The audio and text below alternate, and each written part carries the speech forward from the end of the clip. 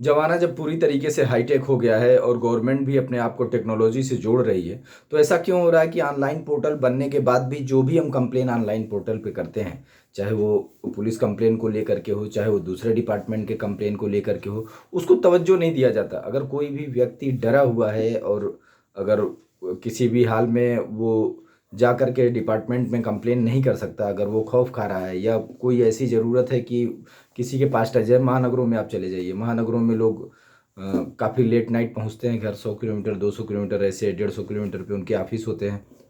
नज़दीक, महंगाई के कारण नॉर्मल पब्लिक ले नहीं पाता, वो ट्रैवलिंग करते हैं 2 घंटा 3 घंटा, तो उनके जीवन में कोई समय जैसी चीज़ नहीं होती। तो वो अपने ज़िंदगी में कुछ भी काम कराना है तो वो ऑनलाइन पे ही डिपेंड करते हैं कि ऑनलाइन करेंगे तो ही हो पाएगा। तो अगर वो लोग ऑनलाइन किसी भी बात को डिपार्टमेंट को, किसी भी संस्था को बताते हैं, तो वो काम को तवज्जो क्यों नहीं दिया जाता? और उसके बाद भी ऑफलाइन वाले को वैल्यू दिया जाता है कि ऑफलाइन जो जा करके सबमिट करेगा, ऑफलाइन जो जा करके चीज़ों को रखेगा, ऑफलाइन जो जा करके बातों को बताएगा, वही माना जाएगा। क्या ये जब हमारे प्रधानमंत्री इस बात पे जोर दे रहे हैं,